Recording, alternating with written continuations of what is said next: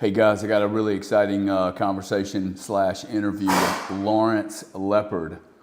Lawrence is an old time macroeconomics investor, loves gold. He has a perspective on gold that you guys really want to watch. And even more compelling is if you think his outcome on gold is big, wait till you talk to him about Bitcoin. So can't wait for you guys to watch this interview. It's intense and it's packed full of great data. Thank you very much. I don't see people studying markets today and thinking about, I don't know where I would point your son in a couple of directions of markets that I think are in its early transformation stages. And to your point earlier, you can be too early. Very much so. You can get, like, I've been too early in Bitcoin. Yeah, Say whatever they want. I have been too early. Okay. Now I wasn't too early. Then I would be bitching about it, right? But I think buying $7 Bitcoin was grossly more risky than buying $37,000 Bitcoin today, even though it's not even priced at 37. I completely agree with you. I started buying it at 300, and we didn't know if it was going to make it. We really didn't. If you look at the block wars and how things went the right way, and you look at some of those backdoor problems that they had that the core devs fixed, there were a lot of times where Bitcoin could have blown up. And from a risk reward point of view, I think it's much more obvious now because I don't think there's my estimation of the odds of Bitcoin failing are like less than half of 1%. I think 15 years, 800,000 blocks, all the core development work that's been done, all the understanding of it that exists in the world, Bitcoin's not going away in my view. But in 2013, I couldn't have said any of those things. The thing that paused me in 15, 16, and 17 was behavior I saw in the industry. Sure. It gave me enough pause to say, I bought $4 million worth of gold in 2016. I bought Bitcoin at the same time, but gold did not have the circus noise around it that Bitcoin had. And so I wonder how many people like me didn't really, I wasn't going to put half my net worth into Bitcoin at 7. No, but you didn't. But the good news is you didn't need to. As long as you had some, you've ridden it. And by the way, it's we're really not too late. This is an enormous opportunity right here in the 30s, in my view, because I think on the next run this will easily go into the 200-300 area. So, and then ultimately into the millions. The fact that the ETFs are being approved, the fact that they haven't taxed it. Look, there are potential bumps in the road ahead, but to me, it's the most asymmetric thing I've ever seen. And one of the beautiful things about it as an investment, and I've been investing for my entire career. The hardest part about investing is knowing what the management team is going to do, and quote unquote the concern that the management team is going to F it up. And in the case of Bitcoin, the human error risk, right? Yeah, in the case of Bitcoin, it's a network that just kind of runs, and it's distributed enough with enough core devs working on it and enough history in it now that I think the odds of it, quote unquote, getting effed up are pretty low. So, to me, that kind of asymmetry. I've seen other companies growing that I think can make a lot of money investing in them, but they've got management risk, and I think Bitcoin has a lot lower management risk. So, yeah, I agree. And with that comes some problems. For instance, I was bitching the other day about how poorly this product has been marketed. Oh yeah. And then I realized, well, gosh, they don't have a marketing team. Exactly. Well, and even worse than that, and I know because I intersect, as you know, between the gold world and the Bitcoin world. Even worse than that, we had an anti-marketing team with people like Sam Bankman-Fried and all these scammers and all these altcoins. I'm very much a maximalist, and I just think that those people did a lot of harm. I had a lot of people who were gold people who understand the monetary debasement thesis, which you understand because you bought gold, and I understand. But they looked at Bitcoin and they had my concern. They said, well, how can you have secure money on a computer? Totally legitimate concern. It's now been answered for me, but maybe not for them. They also said, look at all these clowns, as you pointed out earlier, running around, waving their arms, pounding the table, laser eyes, promoting the shit out of stuff, declaring themselves billionaires, etc. There's no way that can be real. There's no way that can be sound money. And they were half right, because the crypto piece of it that Sam Bankman-Fried was involved with was just pure, fraud. It was just they were pumping shit coins. But if you actually look at what the Bitcoin is, it's a digital innovation. We created legitimate It's a system. It's an engineering development. We created legitimate digital scarcity. I mean, the same way, we created electric lights, or that, the Wright brothers put fabric and shit together and created human flight. I mean, these guys created digital scarcity. Didn't exist before Bitcoin came in. Reliable digital scarcity.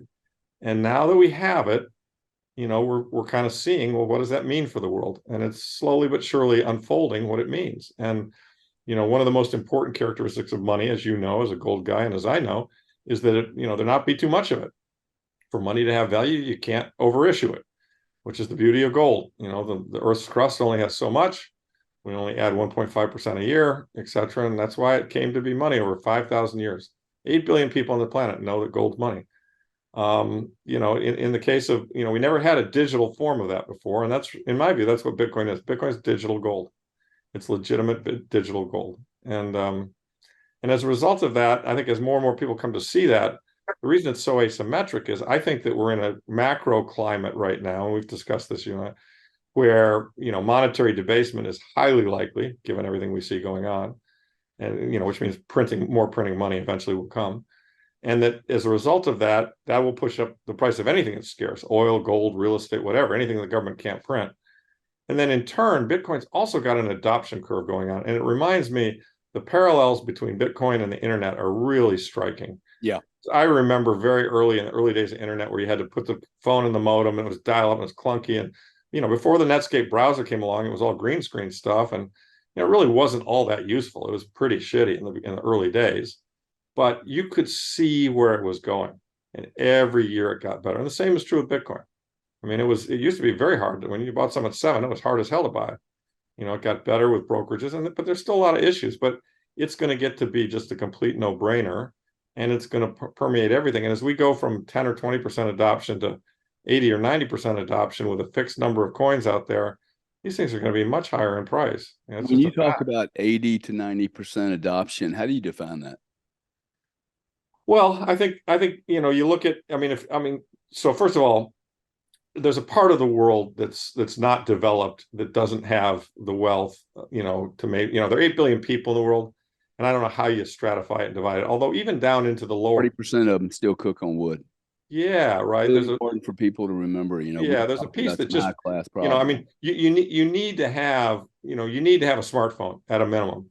But I've heard even in the third world, there's still a decent percentage of the population, maybe as much as a third or a half in some third world areas, that do have a smartphone, even though they live on very, very low dollars per day of income. They've somehow got that phone. And, if you've got that, then you're a candidate, in my view. It's obviously going to take time. And, it's already taken 15 years to get to where we are. And where we are is somewhat debatable, but I think we're kind of at 10. So we're talking about adoption. What do you think adoption is in 2023 and we need to identify what that means, right? Is it population of people, active money at work? I mean, we know there's $700 billion. Gary, I've seen all kinds of numbers. It's really hard to, I've heard that there are 400 people in the world that own some form of crypto. 400 million. Yeah. 400 million. Sorry. Yeah. I've heard there are, between 100 and 200 million people who own Bitcoin. I mean, I think there are people who own crypto and not Bitcoin, which to me is crazy. It speaks to the education problem I was talking about. Yeah. Why would you move into a lottery ticket? You can just buy one at 7-Eleven if you want to play that shit, right? It's fun. Right. You got some neighbors hanging with you. That doesn't happen on social media though, right? So right. Yeah.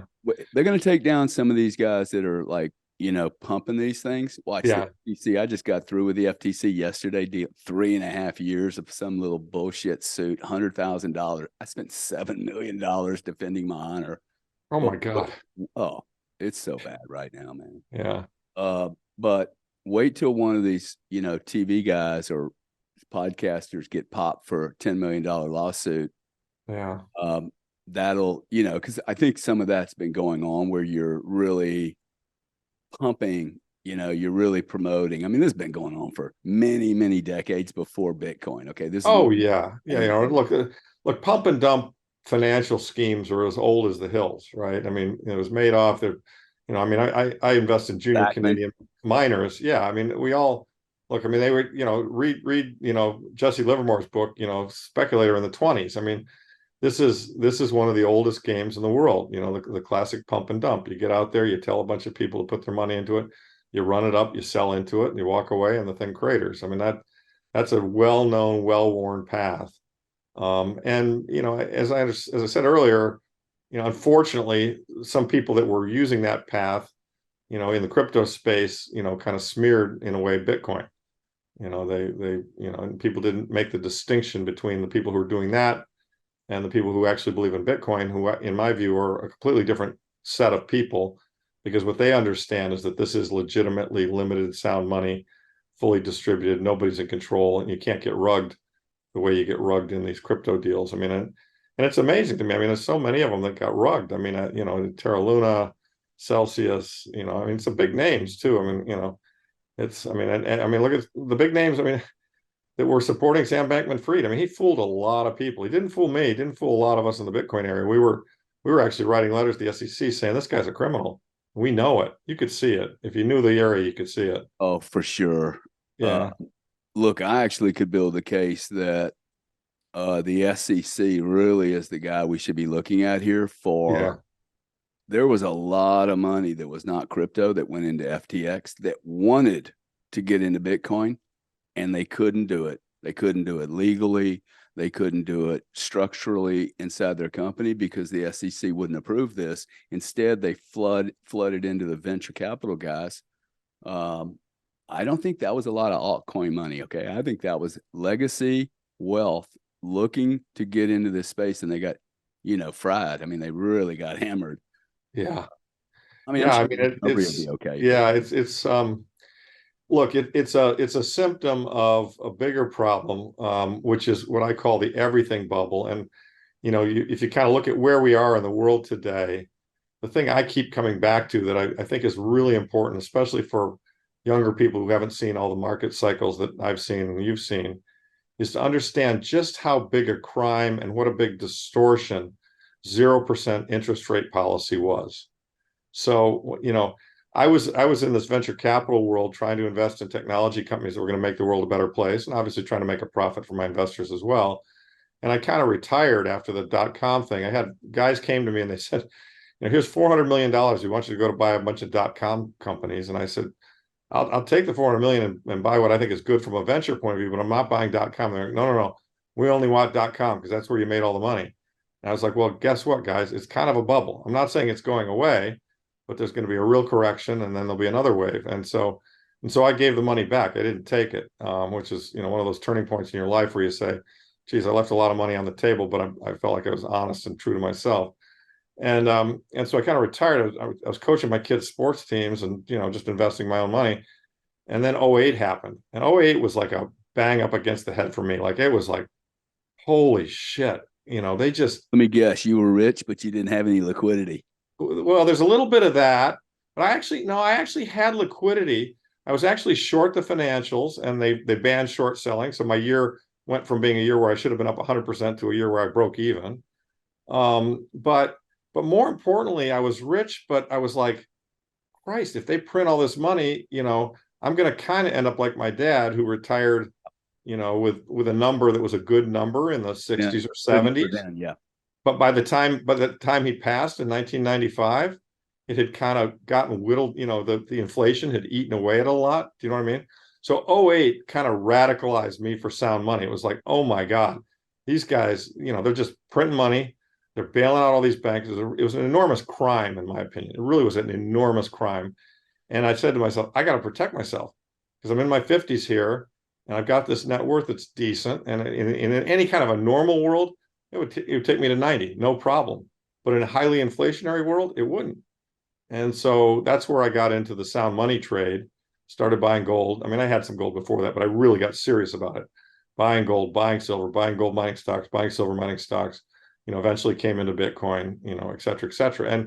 And because zero interest rate policy, holding the cost of capital at zero from '08 until 2016, and then, or 2015, late 2015, and then, starting to slowly creep it up. And then, of course, caving in 2018, 19 with a pivot, and then caving again in 2020.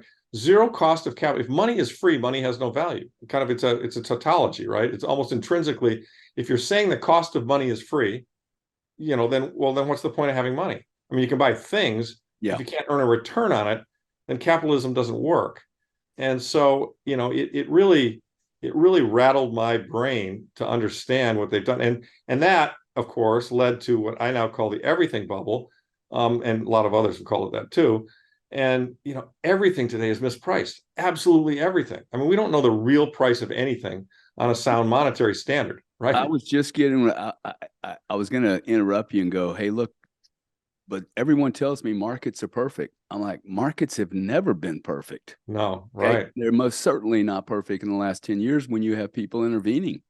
Yeah, letting the exactly. market work. And it distorts the shit out of it. So how possibly could it be correctly priced? I've never seen a correct price in my life. Right. And that's and by the way, that was the other thing. I was in college. I read The Efficient Market Hypothesis, by Malcal, and my professor was like, this is the best book ever written on investing. And I was just like, well, this doesn't make any sense. And what you're telling me is that Warren Buffett has flipped tails, or flipped heads 500 times in a row. Right. Because if the markets are efficient, how can a smart guy, generate a 30% annual rate of return over a long period of time? It shouldn't be able to happen. The market should be efficient, right? And of course, markets aren't efficient, as we know. They're subject to wild swings and so on and so forth. And so, yeah, it's this misallocation of capital that occurred as a result of the zero interest rate policies of the Federal Reserve has just done this country really, really wrong. And as we all know, it's really hurt the middle to lower classes who've not seen their incomes on a relative basis go up, and it's created billionaires and 100 millionaires, by the dozens or by the score, and by basically having their ability to borrow cheaply and buy yielding assets, the game is incredibly rigged against the average man. And so the average man's salary goes up at some modest rate, and everything he buys goes up at a higher than modest rate, and he's getting squeezed. And so that's the tragedy of the whole thing. And that's why, in my view, we've got to return to a sound money system. And I think ultimately we will.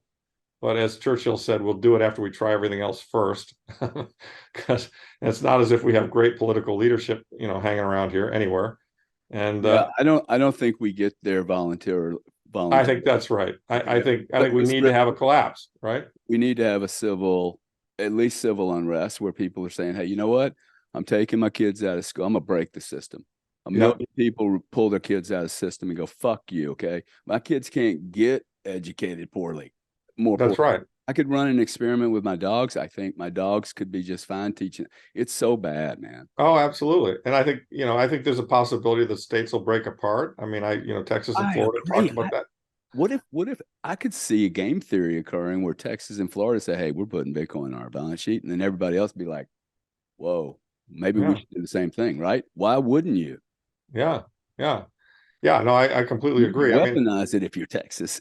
Yeah. Well, Texas is pretty pro gold, as you know. They've got a depository, and the gold is legal tender in Texas, and so on. They'll get any oil guy or gold guy will get Bitcoin extremely fast. Generally speaking, some of them don't. Some people are just, but that's okay. I do think we have a really bizarre way of explaining the product.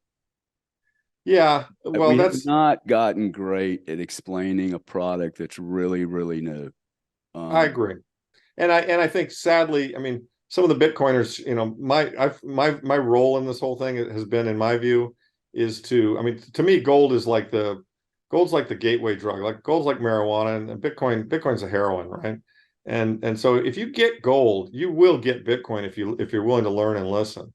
But some of the Bitcoiners are just, they want to shit on all the gold guys. Well, if you're trying to convince somebody to adopt your position, you don't go criticize them and shit on them. You explain it to them. Yeah. And I've converted many gold bugs who started off by saying, well, it's not a physical product, it's just computer code, it can't have value, blah blah blah. And I'm like, I got it, I totally get it. That's where I was too. But let me walk you through the logic. I mean, before gold even existed, mankind kept ledgers. I mean, people were sitting in caves, putting marks on the wall saying, I killed 3 bison, you killed 1, you owe me 2. There's no money there. but Right there's up. there's a credit system going on. Who did what? And that's really what money's about, right? I've added some value to the world. Give me some gasoline. I'll exchange that value for my food. Right. It's just a ledger.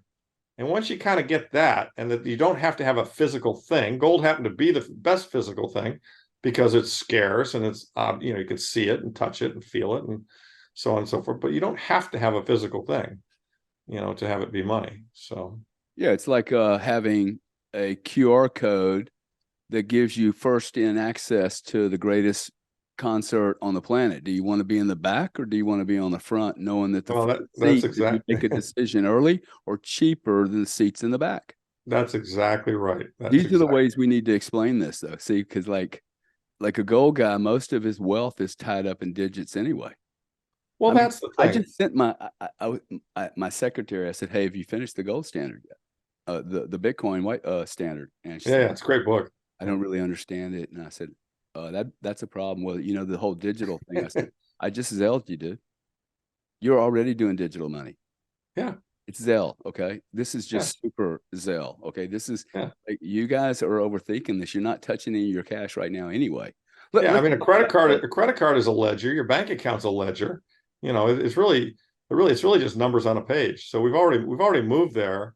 It's just that at the base layer, it's in a currency that's printed by the damn government, and therein lies the problem, because you got politicians who have incentives to dilute the currency to keep, to gain power for themselves, and I mean, it's just that simple.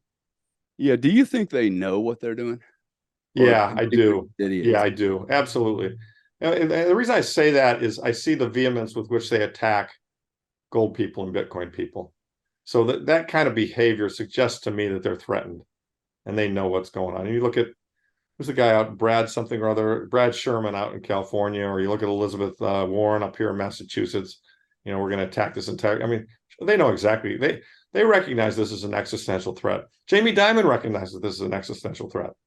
I mean, I think Gensler has not approved the Bitcoin ETF because, Diamond has been in his ear, just, you know, holding it up as much as possible. And Diamond's got a lot of power. It's interesting that the investment side, the BlackRocks and Fidelities of the world, they're like, well, we don't give a shit about the banks. We're in the investment business and we got customers who want this product and we can make money on this product. Give us a goddamn ETF, right? And so you kind of got these warring factions I going was on. hoping they'd ban it. Yeah, right. I thought the Really? price would go Yeah. up. And look, we don't have a choice in this. We're 12% of this. That's it. 12% US demand for Bitcoin. That's it. You could literally steal everybody's wallets tomorrow morning, and this market's still going to go on. I've never Oh, seen that's a right. market like this in my entire life, ever. Have you? No, I really haven't. It's not, it's really it's just a new, and that's the thing. I mean, people, I mean, some people get really metaphysical all about it, but just let me just want to describe one characteristic I think is important for people to understand. Think Bitcoin's a commodity. The 21 million of them, that's it, fixed number. It's a commodity with a limited supply. First of all, that's unusual. But second of all, think about any other commodity in the world. What are commodities? Oil, gas, silver, gold, wheat, corn. Those are all commodities. Take the price of any one of those other commodities and do a 2x or a 5x or a 10x. And guess what? Mankind will figure out how to make more of it. We will go out. I mean, They'll drill I it. tell you, if gold turns to 10,000, we'll be mining it out of the oceans. I mean, I'm exaggerating, but not entirely. And yet, if Bitcoin goes from 35,000 to 350,000, the supply isn't going to change. Right. It's a And, set and, formula. and you can't accelerate the supply. Right. That's a Right. big deal. You can't pull it forward. No, it's on a fixed schedule. See, the And so, SDR, Biden could dump a bunch of crude oil into the market because he's storing it, not yeah, even looking at his storing costs. Okay.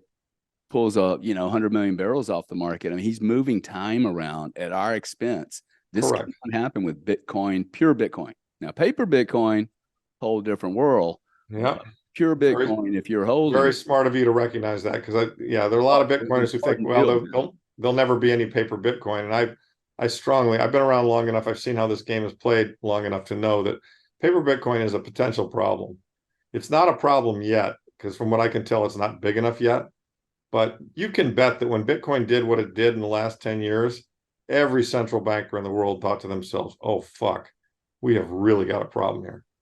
And so, my sense is they're trying to put the scaffolding in for serious paper Bitcoin now. And arguably even the BlackRock ETF is a piece of that scaffolding. Sure, for You sure. know, that they will say they will take money, and just like GLD, by the way, took a lot, which is the biggest gold ETF, took a ton of money in, and the price of gold went up substantially when GLD was established.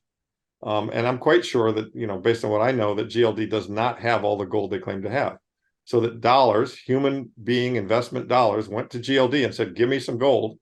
And those dollars got soaked into GLD, and GLD didn't take the dollars and then use them to buy physical gold. They just said, yep, you own gold. We got your dollars, you own gold, don't worry. And if it goes up, they'll obviously redeem you out at the price. But the point is, if it goes up, So they can't.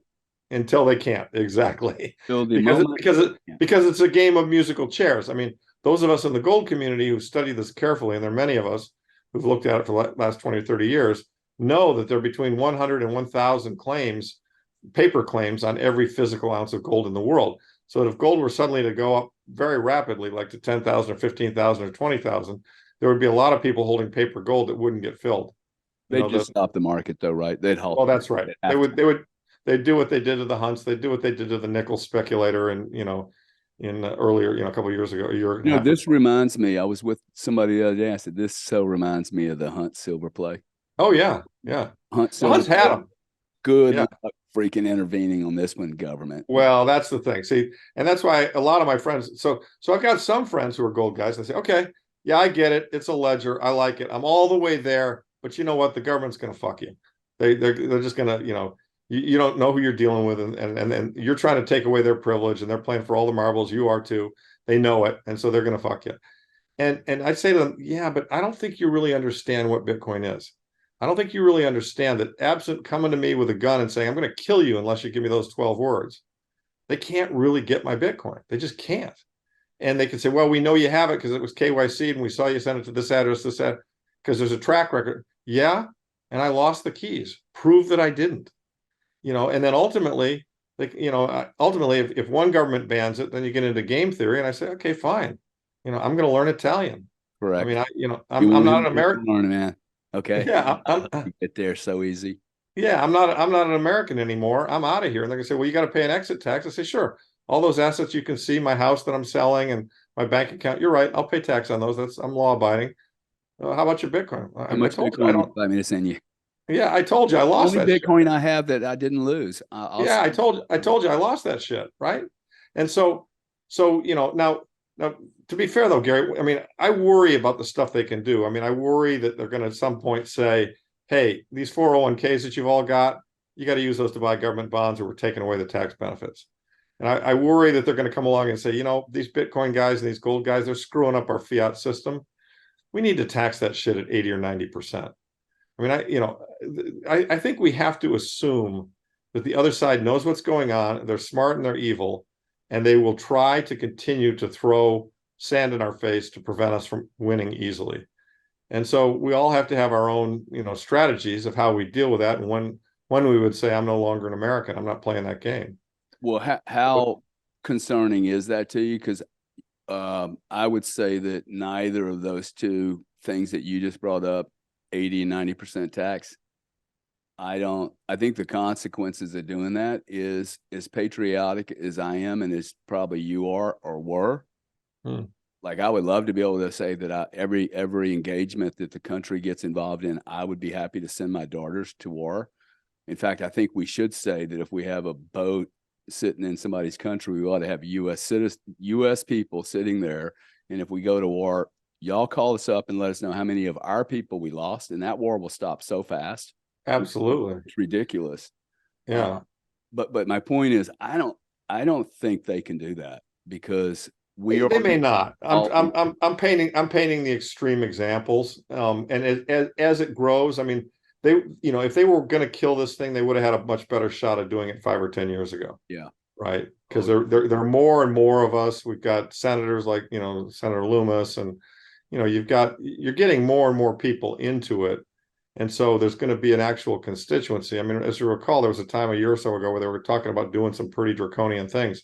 And boy, the phones were, and it got out on the web and Twitter, what they were doing, and the phones were ringing off the hooks in Washington, D.C., and they backed off. So I could be totally right. I'm just trying to point out the potential risk. But my counter to that is there are mitigants to those risks. These are both bearer assets. And, explain to the audience what a bearer asset is, because sure, we're coming back full circle of the 20s now, right? Yeah, right. A bearer asset is something that you hold that nobody has to know that you hold it. It's not recorded anywhere. So if you buy gold coins, there's no record that you bought those. Gold coin shops don't have to report that you bought them. They do have to report when you sell. They report a 1099 for the income that you get when you sell them. When you buy them, they don't report that. So you could have $10 million of gold coins and the government wouldn't know you have it. You bear it. Possession is 9/10 of the law. I bear this asset. You can't take it away from me. If you do take it away from me, it's yours. Right. Exactly. And a Bitcoin is, and it's a neutral asset too. That gold is a form of money that 8 billion people realize is money. Bitcoin is the same story. It's just a digital form of gold, but it's a bearer asset. If you have the private keys to a Bitcoin address, you control that Bitcoin, period, full stop. Unless somebody gets those keys, they can't take it away from you. And arguably, they can say, do you have any? I mean, I think it's entirely possible. And this will be an interesting and tough question for us all to face. I think it's because they were kind of talking about this recently. I think it's entirely possible. You have to check a box on your tax return now if you dealt with crypto. So that's the first step. I think the next step, they might be saying, right now I have some accounts in Switzerland. I mean, not many anymore, only one now, because the Swiss hate the U.S. so much they closed all the other ones down. But I have to file a form every year with the federal government that says I have an account in Switzerland. Okay, I think because of the tax issues, I could easily see the federal government saying, "Do you own Bitcoin? If so, how much and at what address?" Now that's going to be an interesting, and they're not going to say we're going to tax it. They're not going to say we're going to tax it away. They're just saying you got to disclose it. And so they're going to get the address right when you do the filing. Yeah, but let's back up a second. Are you going to do the filing? I mean, I own a business in this space called Node 40. This is going to happen. I just think the data is all there. It's on the blockchain. This is not US dollars. Okay. There's no hiding. No, I get it. But so I KYC'd some Bitcoin, bought it at River, bought it at Swan, sent it through a few addresses, and it's sitting there and they can look at the chain. They know it's there and they know that it was me that was bought it. But I can say, hey, I sold it. I don't control that last address. I swapped, a beach house for it or whatever. And they said, well, you didn't pay taxes. You're a tax crook and whatever. But I can deny it and they can't prove it's mine. I can't prove it's not mine, but they can't prove it's mine. Do you see what I'm saying? And so my sense is if they go to that step, what'll happen is similar to what happened in the gold world, which was, people got lots of buckets.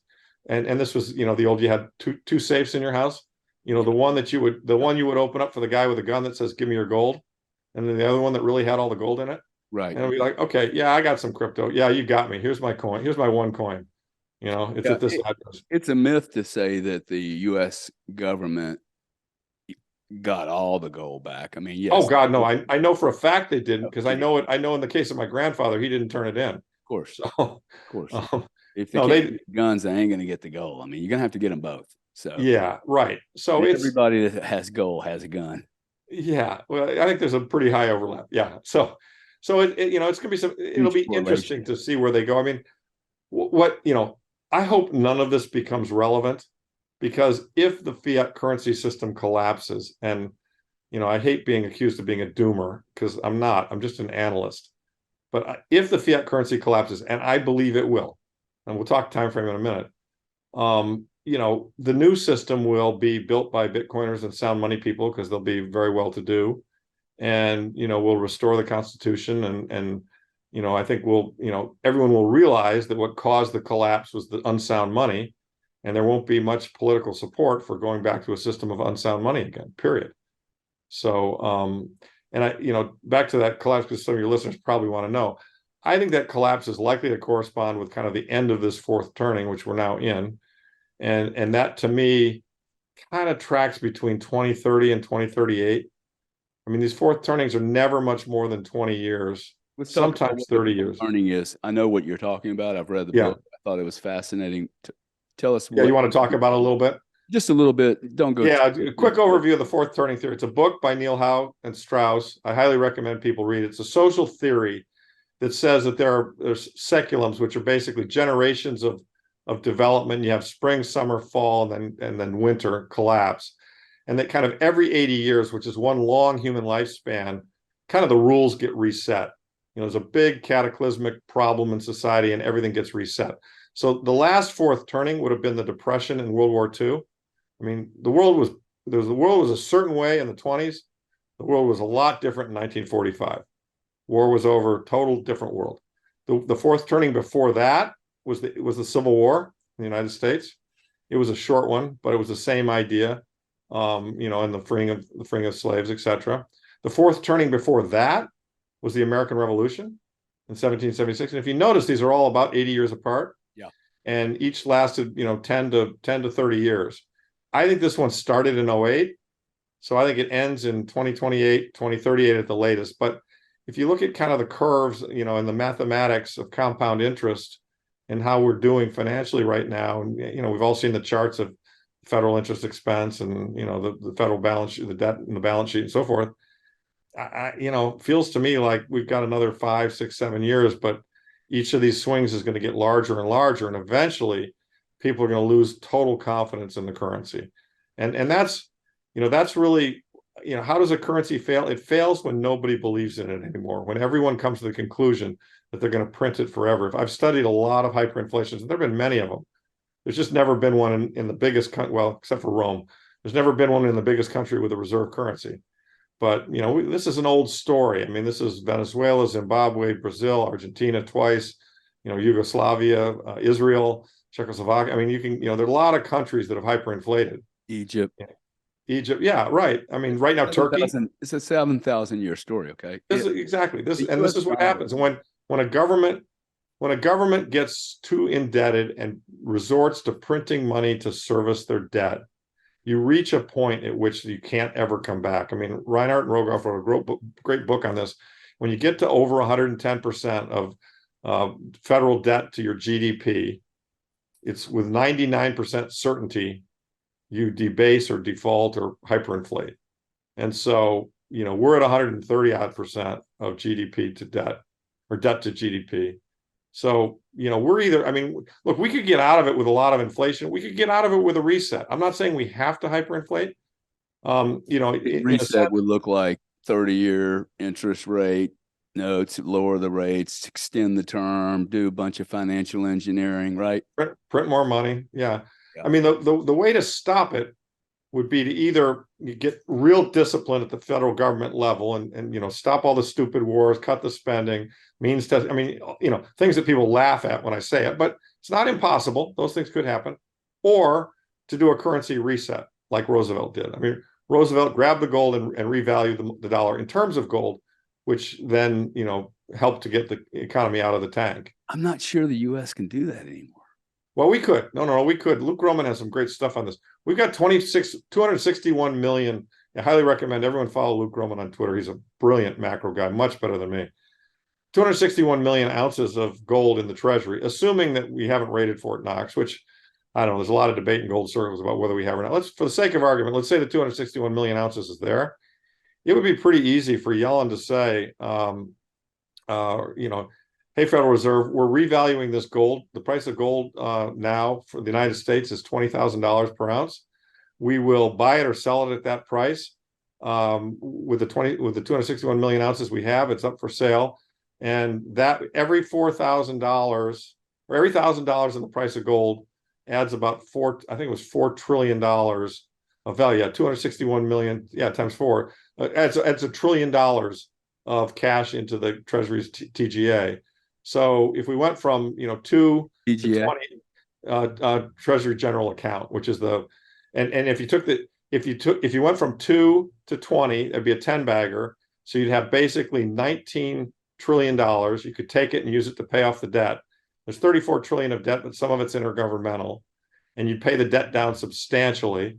And we'd be out of this. We'd be out of this cycle that we're in. I mean, it's possible that we could do that. Do I think that's likely?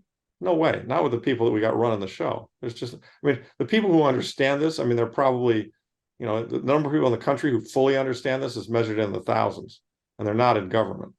They're monetary scholars who understand the monetary system. So, Well, I've always said when you have a really, really complex structure with a bunch of different players, that is the easiest market in the world to disrupt compared to, say, a Visa and MasterCard, who provide no guarantees. They are not a bank. They are literally a vendor with 72% of all the card business in the US and Europe, and they make a 51% net operating margin, and MasterCard makes 46%. Yep. They are literally being sponsored by the US government, pretending to be a public company. Like, that is 35-year-old company, right? That is, Google makes 20% net operating margin. Yeah. And ExxonMobil, can you imagine ExxonMobil having Visa's net operating margin of 50? Oh my God. Yeah. We would be shooting people in the streets in masses right now, right? People would be revolting. Yeah. Yeah. Yeah. The interesting thing, though, is both of those businesses are going to get disintermediated by the Lightning Network. I mean, I think the standard fee, so both those businesses live on a 300 basis point fee. Right. It's really right? 800 basis points. Okay. Yeah, There's fair so enough. many. They give rebates and there are other things, but all the same. Big fee, man. It's a big fee. True. But the Lightning Network is going to be a 10 or 20 or 30 basis points network. I mean, if anyone who sent Lightning transaction knows, I mean, I can send people money for less than a penny. And, so that. You mean small? Because I could send you $1 million right now in Bitcoin for next to nothing. I don't need Lightning to do that. No, that's true. That's absolutely, you can do it on chain. I mean, except for when the chain is really busy. Yeah, that wouldn't be it. Yeah.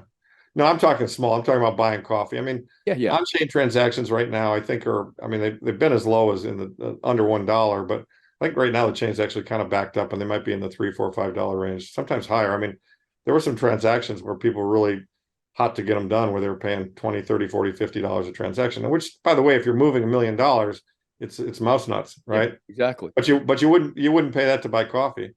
No, so. but you wouldn't, if you go to a store and do 35 cents, they're not going to let you use your credit card.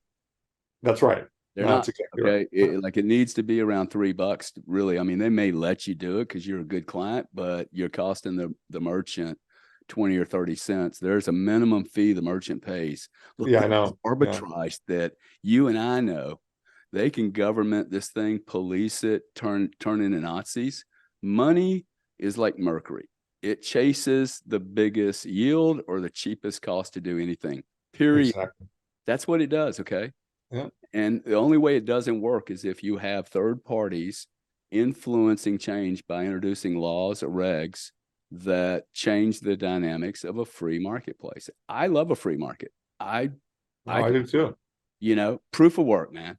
I mean, look, go to work. Free markets are what have created all the prosperity in the world, and that's one of the things that troubles me so much. I see all these youngsters, arguing for socialism because the system is broken, and I agree with them. The system is broken, but it's not because of capitalism, because we don't really have capitalism. We have crony capitalism. We have fake capitalism, and in a fair capitalistic system, socialism, it would be obvious that it's a terrible choice. So let's go back to gold a little bit. Sure. Because you still seem very bullish on gold. I am. I've sold most all of my gold and moved it into Bitcoin. I kept silver. I kept about, 30,000 ounces of silver. Not sure why I did that, but I just have some instinct that at some point it may have some. It's funny. I've got about the same number. I bought it between $4 and $6. Didn't sell any at 50 back in 2011. I think we'll get out of that around 100, 150, Gary. Really? Yeah. How long though? Because I'd say in the next cycle, and I think that's within kind of 2.5 years. Yeah. Yeah. I'm about half gold and silver miners and about half Bitcoin. So I'm with you. I've got a big Bitcoin weighting, but I've got a legacy business in this gold and silver mining business and picking these stocks. Yeah. And the miners provide leverage to the underlying metal. I mean, look, Bitcoin's the fastest horse, no doubt, and I prefer Bitcoin. I know that ultimately Bitcoin will win, but there's, I know how these things work too. It's not overnight. I mean, the notion that Bitcoin's going to disintermediate gold, and gold's going to go down in value, and Bitcoin's going to go to the moon. I think Bitcoin's going to go to the moon, and I think gold's going to go up in value too. Bitcoin's just going to outperform gold. It's not going to. Bitcoin wasn't here today. What do you think gold would be at today? And the real question is, do you think Bitcoin's taking anything away from Well, gold? it is. I mean, just look at the gross numbers. I mean, there's about $12 trillion of gold value, Yeah. but a lot of that's not tradable. A lot of that's either on women's necks in India. Now it could be either sex, man. Don't say that, okay? I'm sorry. Well, yeah. Shame on you, dog. Shame on you. I'm sorry. A lot of that's jewelry. Some of it's in museums and antiquities, etc. I basically, from what I can tell, about a third of that 12 trillion is tradable. So call it $4 trillion of tradable gold. I'm talking coins and bullion. The other, there's maybe another third in central banks, and then another third in, the jewelry, antiquities buckets. Those are big, broad buckets. That could be off by a little bit. Bitcoin market cap today was it 650, 700, six something. So yeah, clearly it's eaten into it. I mean, against the 4 trillion of tradable gold, 600 of that Bitcoin would be in the gold.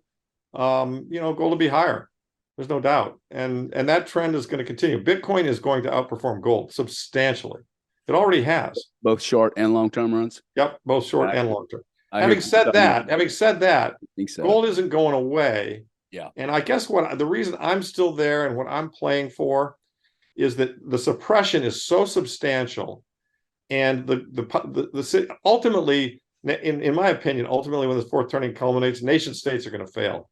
I mean, we're going to really, we're going to realize that we don't need to kill each other, and I mean, we're going to be much more decentralized, and the world's going to look different. That's the point of this fourth turning, is to return to sound money and to break up these big industrial nation states that want to kill each other.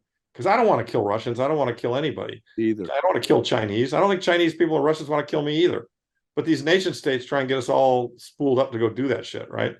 And I think nuclear weapons. I mean, call me an idealist. I think nation states will fail. Nuclear weapons are going to get outlawed, and we're going to live on a sound money standard. Okay, so that's where we're ultimately going. But to get there, right now, all the nation states, they're not even thinking about Bitcoin. They're not even thinking about gold. They're not even thinking about how fucked up the currencies are, although they're massively fucked up. Here's how I see it playing. In the next 3 to 5 years, it's going to become very clear that the currencies are massively fucked up.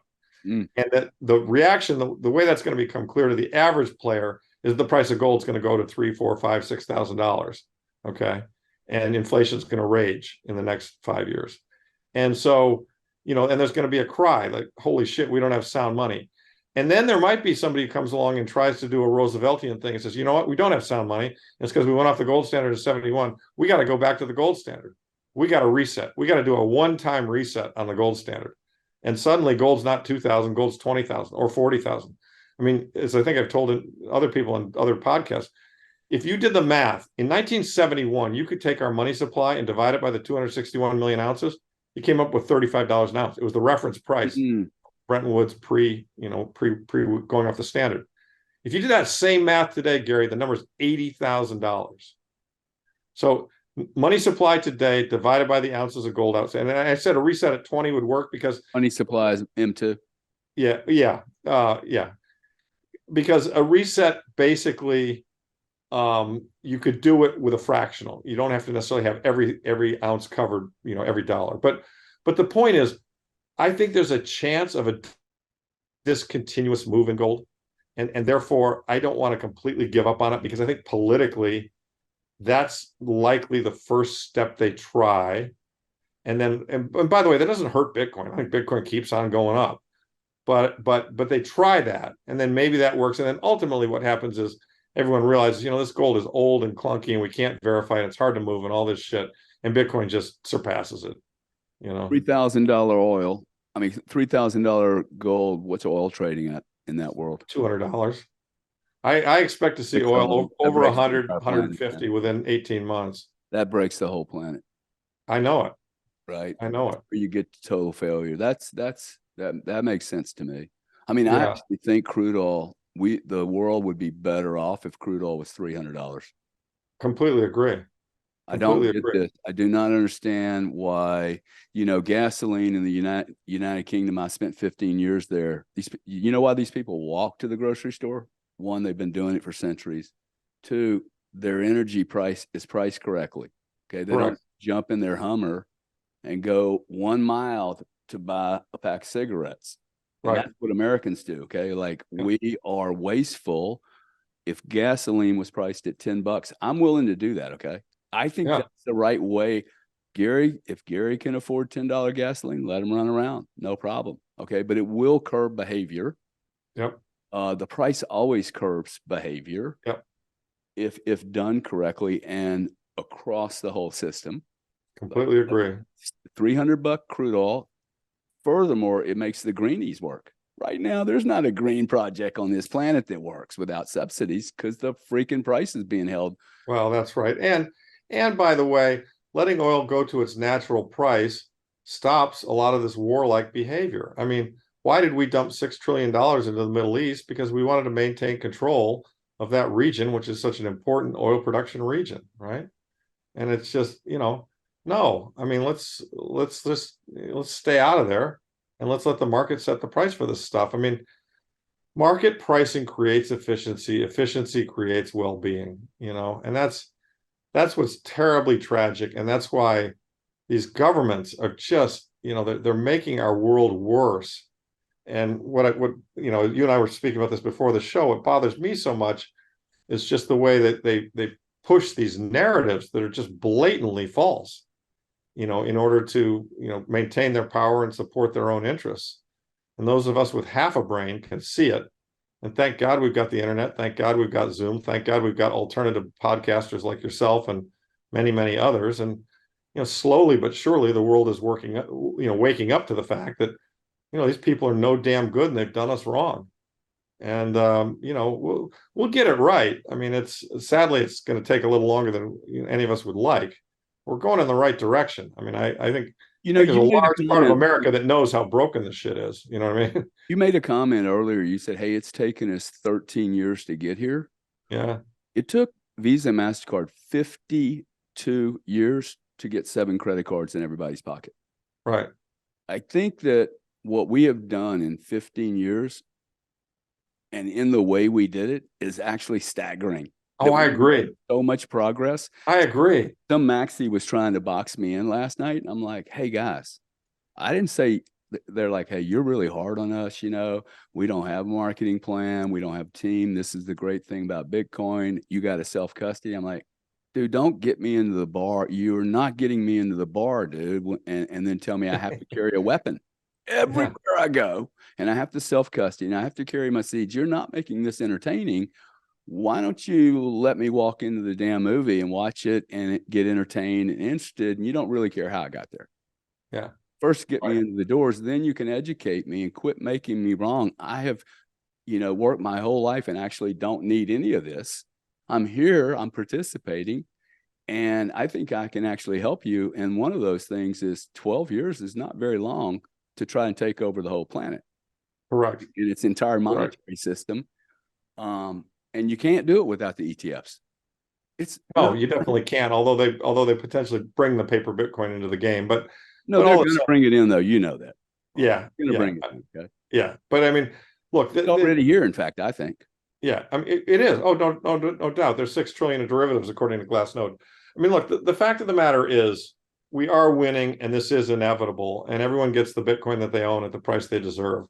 And if people don't see it now, I mean, I think it's sad. I mean, everybody I talk to, I try to explain it to them kindly. I try to, even if they're hostile, I try to walk them through it, because I think that it doesn't serve their interest to not own some.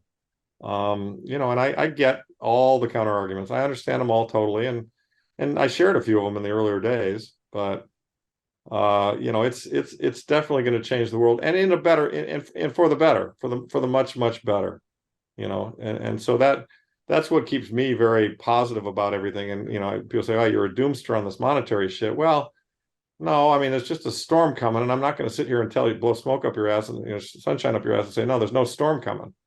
I mean, Luke Roman, the macro guy I like so much that I alluded to earlier, he said, in the history of the world, compound interest is undefeated.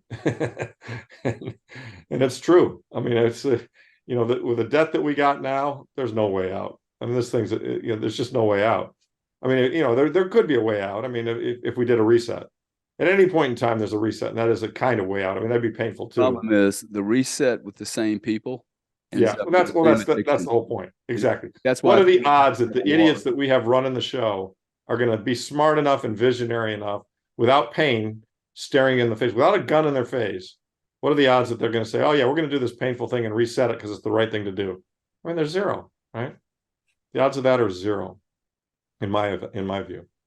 Now, when we have enough pain, when we've had runaway inflation and people are carrying pitchforks in the streets, and every incumbent is getting voted out instantly, and gold is at 10,000 an ounce and Bitcoin is at 400,000 a coin, and people are saying, "Oh my God, I can't believe it! The price of everything I buy goes up every single day, the way it did in Weimar." They'd get their money and they'd immediately go buy shit because the price was going up. At that point in time, it'll be pretty close to all over. And then at some point in time, somebody will say, "I'm not taking, fine. Okay, I'm a farmer. I'm growing these cows, and I've got some hamburger here that I slaughterhouse just gave us, and you want to pay me those? I don't take those dollars. I'll take a silver eagle, Yeah. or give me a gold eagle. I'll give you a whole cow. But I'm not taking that other shit. Or maybe we can barter it for something else. But a couple of gallons of gasoline or whatever it might be. But eventually the paper money will just lose all its value. And that's how it happens. That's what happens. Let's tie together. If crude's at 300, go back 3 or 4 minutes. Yeah. Is it 300 or what did you say, 150?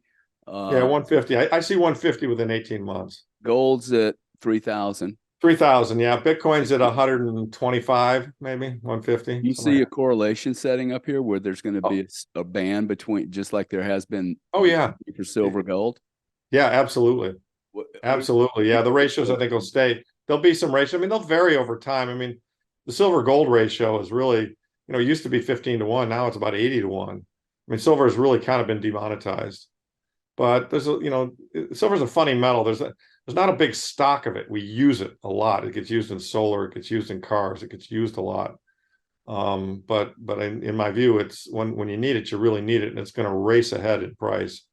I mean, it's interesting to me that you haven't sold your silver eagles.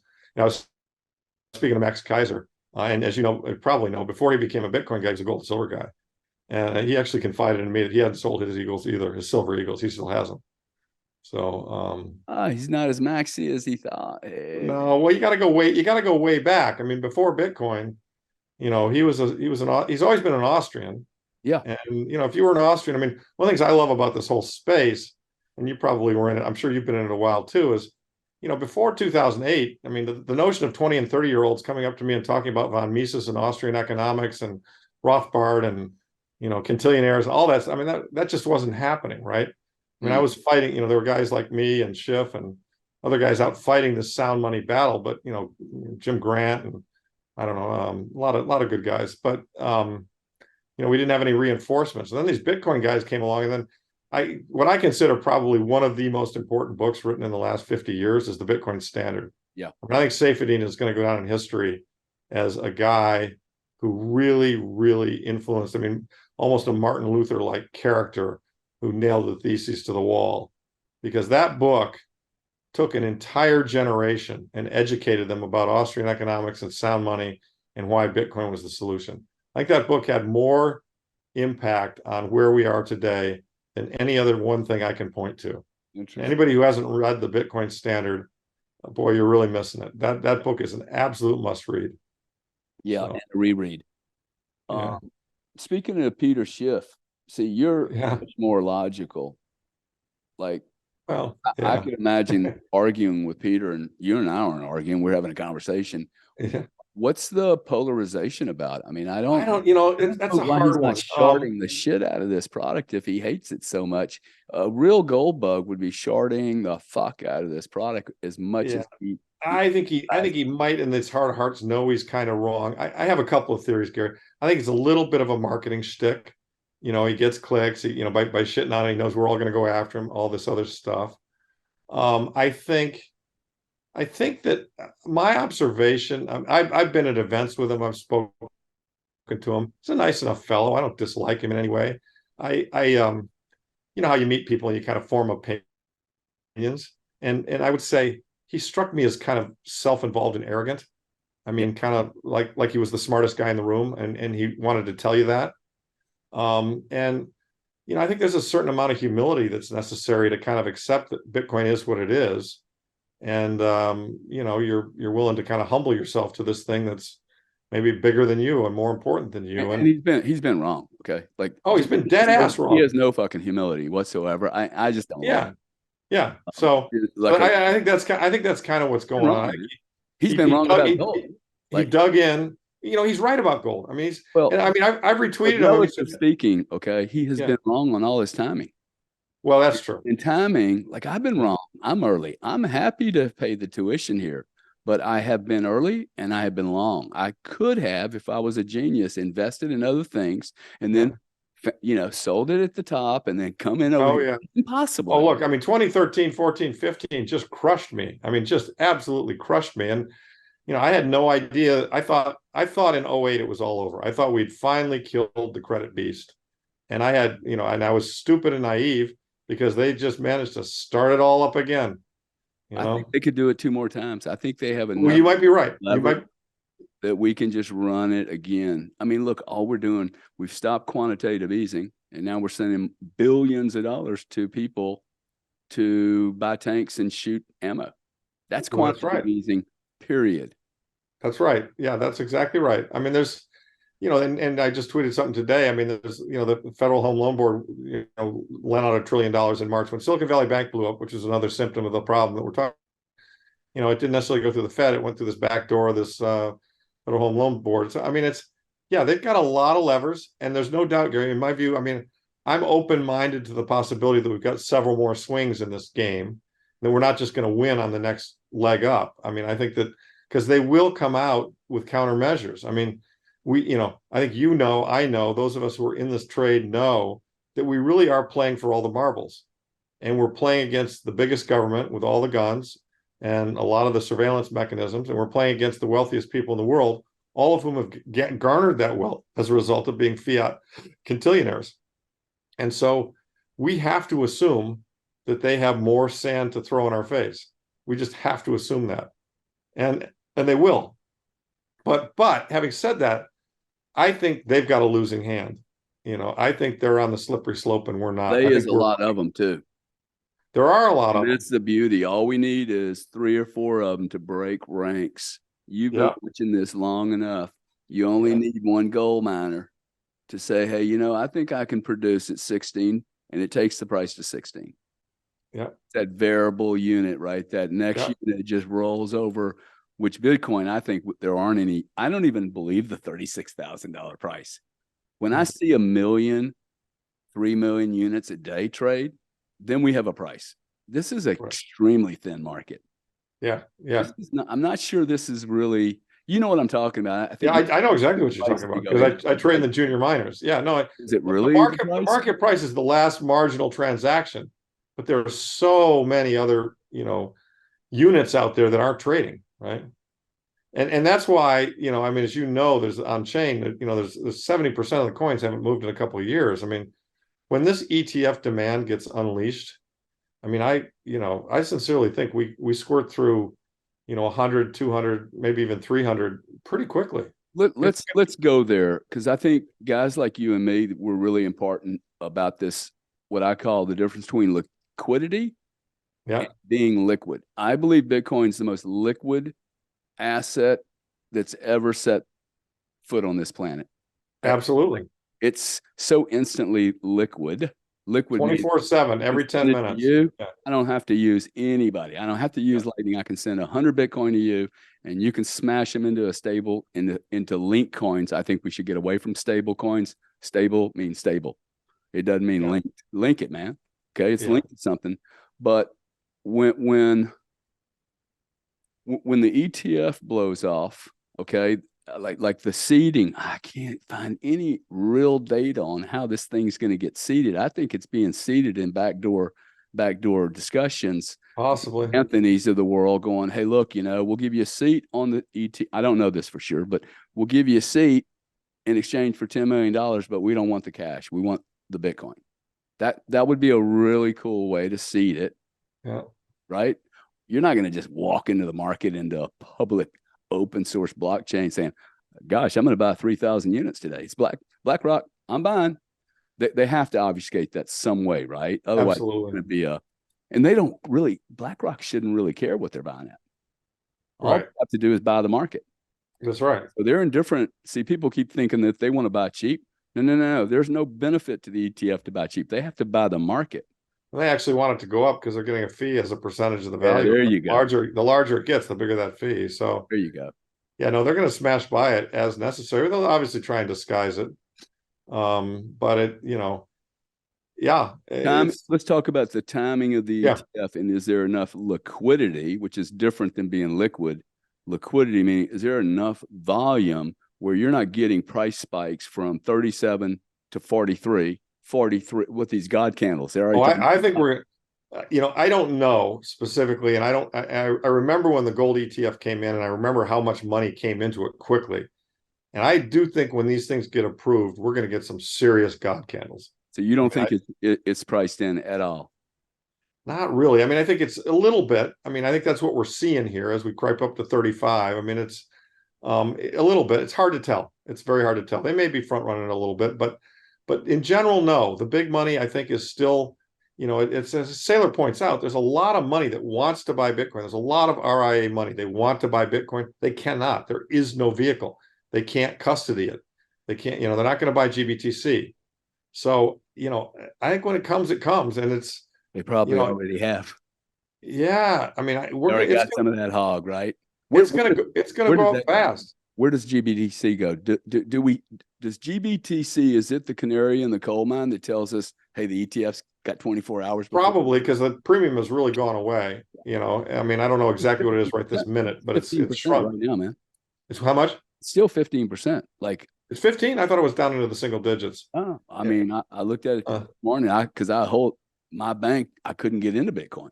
These maxis, they start assaulting me going, I cannot believe you're still working with the banks and you hold derivatives of Bitcoin. I'm like, well, let me see. Now, I just sold $500 million business. I'm in a divorce. I have trust with my children. You guys are idiots. You have no clue how complicated my life is. I can't buy Bitcoin with that money. Okay. Right. So I ended up with GBTC. I mean, I took 7 margin calls last year holding on to this position. Yeah. And on the Bitcoin. Didn't bother me in the least, right? Yeah, I was leveraged. The price went against me and I kept buying all the way down. It wasn't fun. I can honestly say that, but I've learned so much, right? Yeah. To hold through that process. What do you think? Like GBTC, you got to believe they're going to end up with an ETF, right? I think so. I mean, they should turn it into an ETF. I mean, the thing that's egregious about it is I think the fees are just outrageous, right? I mean, they're getting rich off the fees on the damn thing. Hey, you know what? That's they exploited the government's non-action. Yeah, that's exactly right. That's exactly right. I mean, it used to be at a premium. Yeah. Oh, I know. You were pretty cool paying those fees. People were, well, it was the only way to get in unless you really wanted to go buy a Trezor or a cold card and start fooling around. So at 15% discount today, if Bitcoin's at 35, you're effectively buying Bitcoin at 32.5.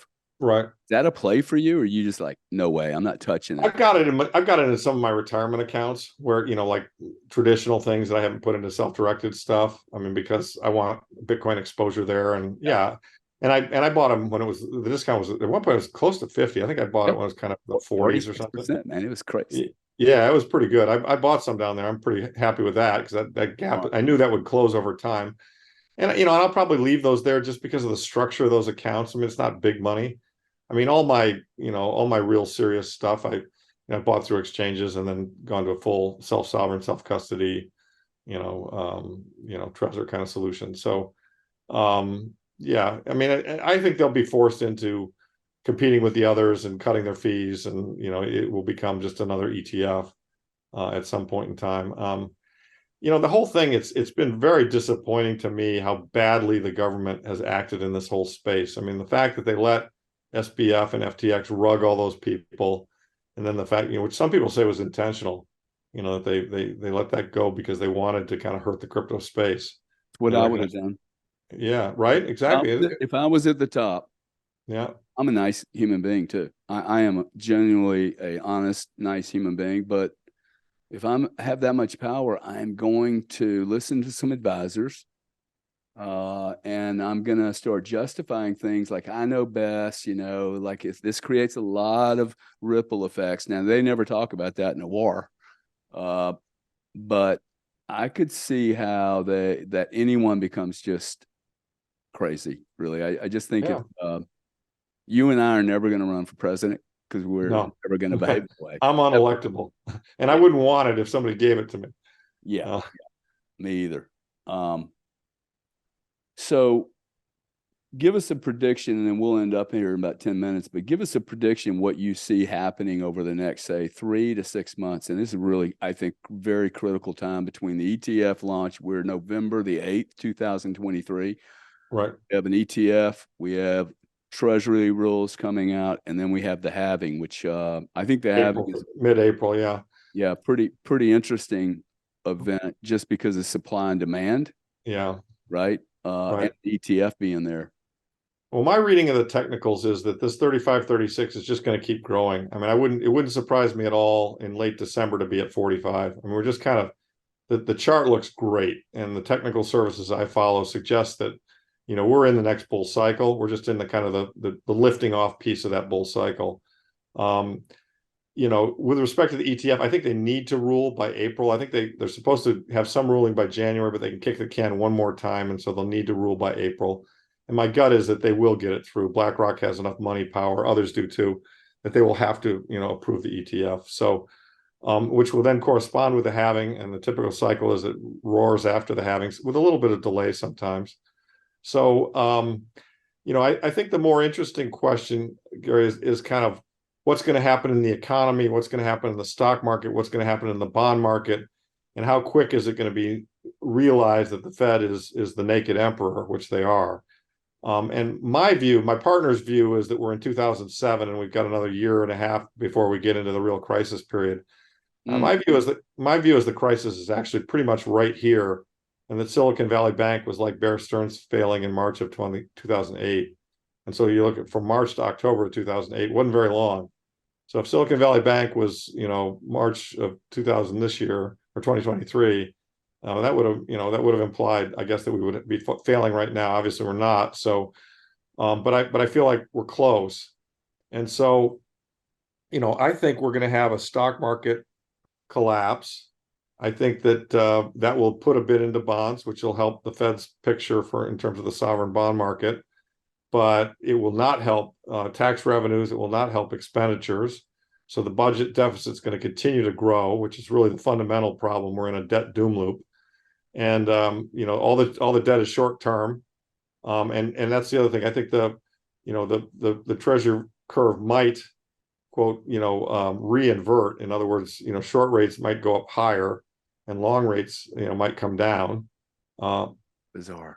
Yeah, I could see that, and then the interest costs will be high, and I think eventually what's going to happen is you're going to see a faith in the debt market start to go away, and interest rates, even though the economy is punk.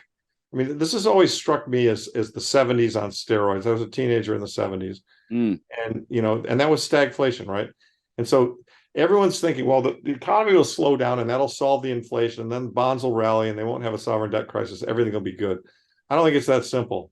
I think the economy is going to slow down. I think the stock market's going to tank.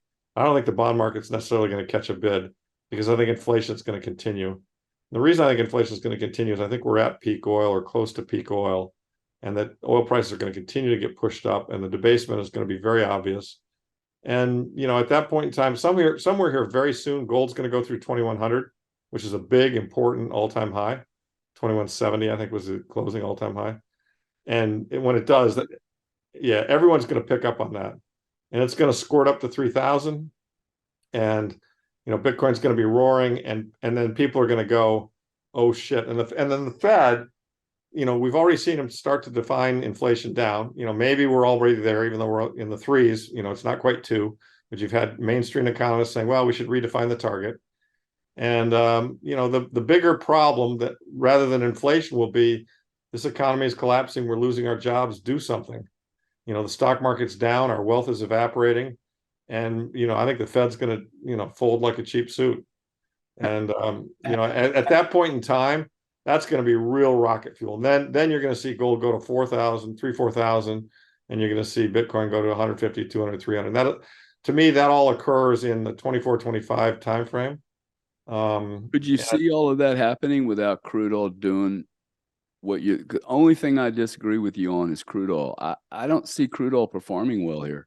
Like, crude oil sucks here. It's $75 today, right? It's it's hard to say. I mean, certainly in a downturn in the economy, demand will be down, but there's also a lot of geopolitical stuff going on, and I think the Russians they've done everything they can to break supply lines up. Okay, we have interfered with so much supply shock. The price should be up, but I think you're going to see the Middle East pull off another 1 million barrels. I think China is not doing anything. I think China is like dead. And I agree. I think the Chinese economy is in trouble. But keep in mind that part of this all now is it's those economies that are really driving, in some extent, the crude demand. Because if you look at the number of barrels per capita that we're using, and then you look at India and China, the number that they're using, I mean, each of those countries is nearly 1 billion people, or over 1 billion people in one case, I think. And they're just consuming more barrels per person. So even in a punk China, just with more of a middle class emerging, they're going to want more. And as Groman points out, and others have pointed out, we really got bailed out by the U.S. shale. I mean, the fact that we found all this shale oil and got 10 million barrels a year out of it, was great. But that stuff is short-lived, and we've hit peak in the. What I've heard is that we've hit the peak in the Permian. Bless you. And as a result of that. I think oil, even in a down economy, I think oil is going to be tight. So it's counterintuitive, but it goes back to these big cycles. I mean, we had 40 years of deflation from 1980 to March of 2020. We turned the corner in 2020. There's really been nothing but inflation since that time. And 40 years of deflation. I've never heard it put that way. That's absolutely correct. That's what we had, though. 40 years of deflation. March 2020, the 10-year hit 60 basis points briefly. Okay. Since then, nothing but inflation. Admittedly, it goes up, it goes down. So, but okay, we go up to 9, we come back to 3. Fine. They start printing like crazy. We go up to 12, we come back to 4. In my opinion, we now live, the thing that most investors are missing is we now live in an inflationary world, full stop. And so you've got to think what worked as an investor. What worked for you during 40 years of deflationary stuff will not work the same way if we are in an inflationary world. And I think we are. And I think it's very hard to turn that around. You don't, and by the way, 3 years of inflation, assuming the inflation kind of started in 2020, it didn't really surface until late 21, 22 and got virulent. That's not enough. We haven't reversed a 40-year trend in a 2 or 3 year correction. We're not going back to deflation. We're just not. Yeah. Look at labor. Look at everything. Look at the demographics. I mean, look at the China price. Look at shale oil. All of it. I mean, we are in an inflationary world, in my view. So, yeah, I mean, I think we could be really violent, right? You could have a lot of. I think that's what you're going to have is a lot of violence in the marketplace. Well, that's right. Where you go to extremes and then it corrects because it's like, well, nobody's buying $300 crude oil. I mean, that won't happen very long. We have a war, it'll spike to 125 and then it's going to get crushed. I agree with that. Right. And I agree with that. I mean, that goes to the, to the Fed's policies and to the zero interest rate policy. I mean, the entire system right now reminds me of that famous bridge, that kind of, that got into the harmonic vibration and then eventually came apart. Right. And the entire system right now is kind of out of control. I mean, it really is. In December of 2021, I thought we were having a crack up boom. Remember?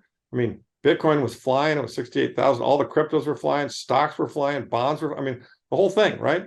And then boom, everything changed in 2022. We have a massive bear market, okay, in bonds and stocks. Hadn't happened for, decades. And then, okay, that stopped. And everybody's like, oh no, it's back to good times again. I mean, if I'm right, that the bull market that we had the everything bubble that we had from 28 to 2021 was of an epic proportion. I think I am. If you go and look at John Hussman's numbers, or if you look at a lot of people's different numbers, what you see is that we were as overvalued in December of 21 as we were at the peak of the dot-com boom and in 1929.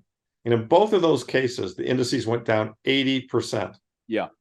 80%. So if we were that overvalued in 2021 December, we went down 20 some odd percent last year. We bounced back over half of that now. Is that the bear market? We're going to have a soft landing? I don't buy it. We're going down. I mean, we're going down hard. We haven't even flushed out all that VC money that exactly work in 1920. Exactly. Or the commercial real estate money, Well, I mean, now that, see, I actually would beg to debate. I don't think that's going to be our problem, because they'll just extend it out 50 years. It's too big. I see. Yeah. Maybe. But with this venture stuff, I can't remember what the number is, but just to give you one example. So I own a business that handles digital accounting, forensics, cyber tracking, tracing, but placing financial context on it, right? Yeah. And I have 10 competitors that started before us. They went to market. One of them raised 167 million. This is the biggest guy. They're so fucked up. It's unbelievable. $167 million on $5 million of revenue. Wow. Are you serious? The entire management team now, the founders are gone, because there's guys like me going, hey, I've got this new business I'm raising on pre-money at $38 million valuation, doing as much money as you were doing. Yeah. And your management team, in order for you to get a 10X, you have to sell your company at $16 billion. Not going to happen. Yeah. All the head before the money runs out, the people managing the business are going to run. Yeah.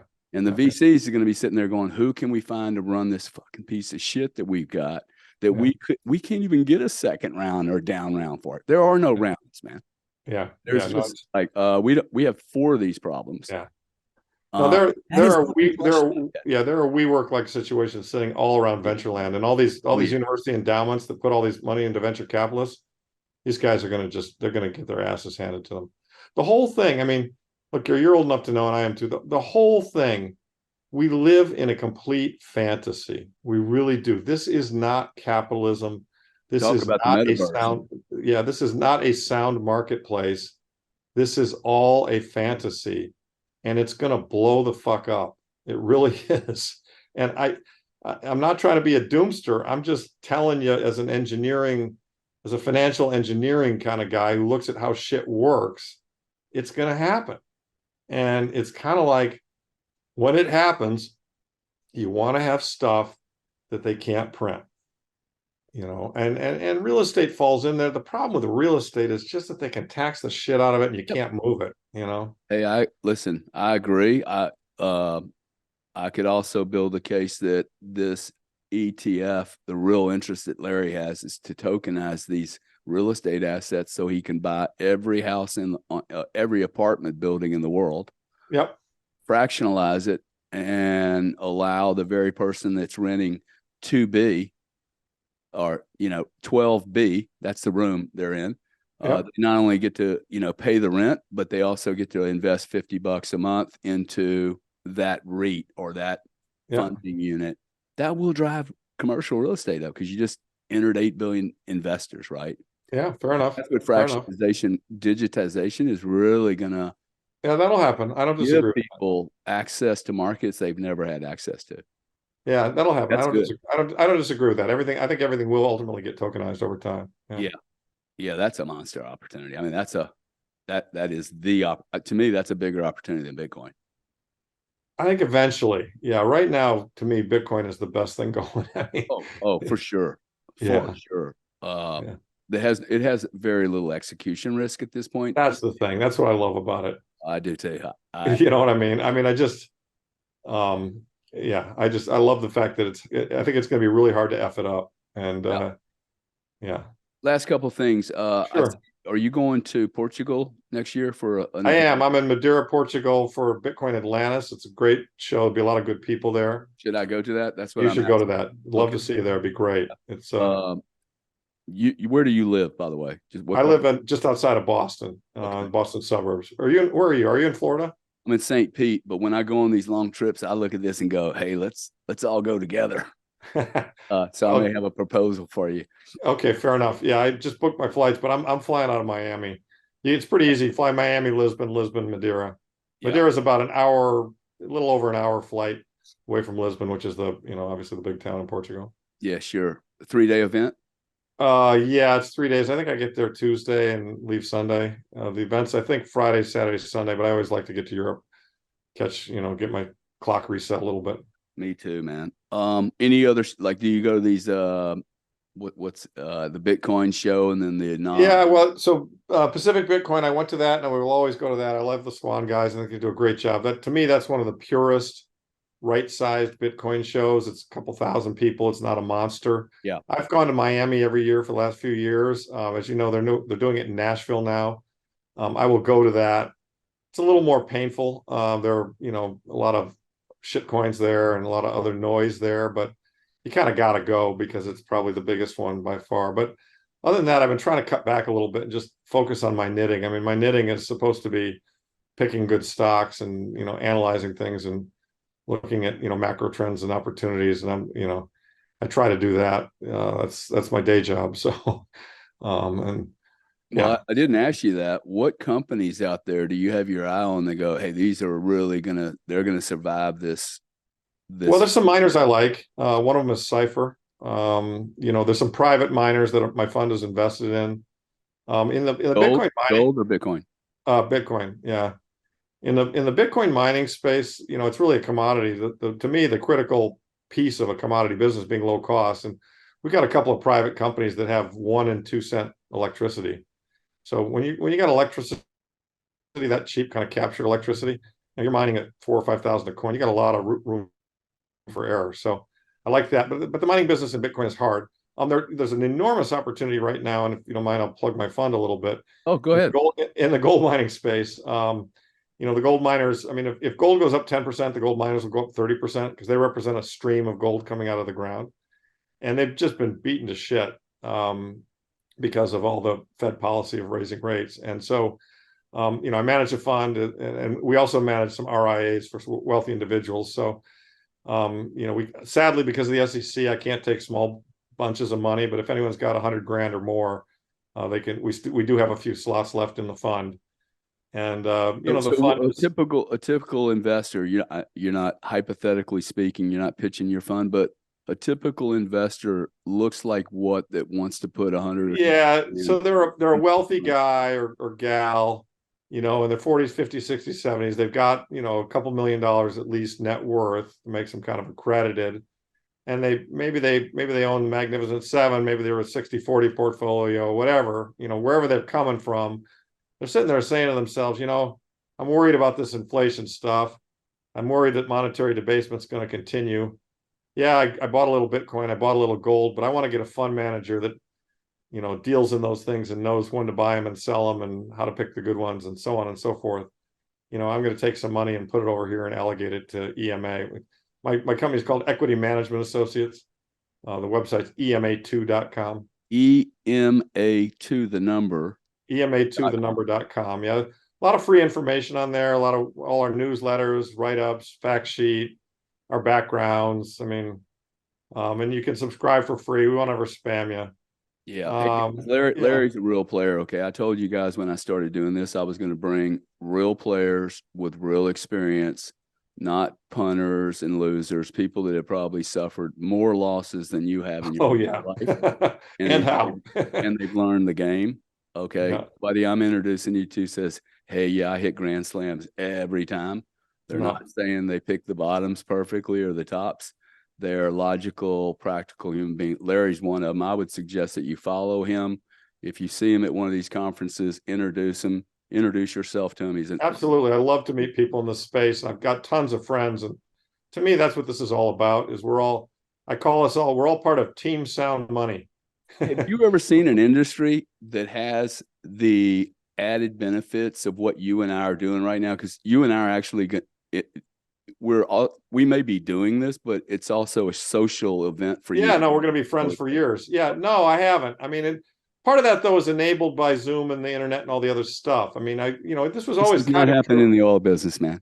This does Yeah, not no, I happen in know. the credit card. Nobody No, does. you're probably right. No, No, fair no, no, no. point. This is a Fair point. closed. Those are closed markets. Fair This is point. wide open. Yeah, fair point. Fair point. Want a meeting The with technology, anybody? it's beautiful the way the technology has kind of enabled it, because we couldn't be, even 5 years ago, the bandwidth wasn't there. We probably wouldn't have been having this conversation. Zoom wasn't Right. around. That's right. So it's I but mean, yeah, we're no, going to there's a look there's a 5 years from now. We're going to look at, wow, can you believe Elon was having spaces when he was like he was being shut down? yeah, right. It's going to look Yeah. so backwards in 4 or 5 years. Oh yeah. No, this will all look like ancient technology. I mean, just as when you go back and look at stuff from the early 2000s that was on the internet, it's like, God damn, that stuff was amateur. Yeah. Just totally amateur. But yeah, no, it's a great community, and I think there's it's not just an investment theme, which it is, but it's also a kind of make the world a better place theme, because I sincerely believe that by moving to sound money, that will actually have a political impact that will fix, and we haven't gone there, and I'm glad we didn't go there because I hate talking about politics, but that will fix a lot of what's broken in this country, in a political sense. And I think most people surveying the political landscape can go, this is really effed up, right? This is broken. And we got to fix that, and I mean, I'm at this because, I got kids in their 20s and they'll have kids someday. And, I want my legacy to be, I'm not just some boomer who was worried about getting rich and I dumped a bunch of shit in your path. I mean, in your, I want to try and, fix this shit before I check out. So, Yeah, I so want to go down there's a and little be, bit of a social mission here as well, I guess is what I'm yeah. trying to say. Yeah, I agree. I mean, you don't have to get all religious about it, right? No, Hey, this is cool to be able to close up my life in a business that's exciting. There's young people. I get to help educate people. exactly. The world's safer, nicer. Nobody's You can, you fighting can, over you can, you finite can, resources. you can feel good about doing it. You can help people make profits. You can help people protect their savings. All of that. It's all good. Yeah. To me, that's all a positive. Yeah, I agree with you. Well, Lawrence, thank you so much. Hey, Really thank you. appreciate Really your time. enjoyed it. Hope you come to Madeira. We talk off camera afterwards, but yeah.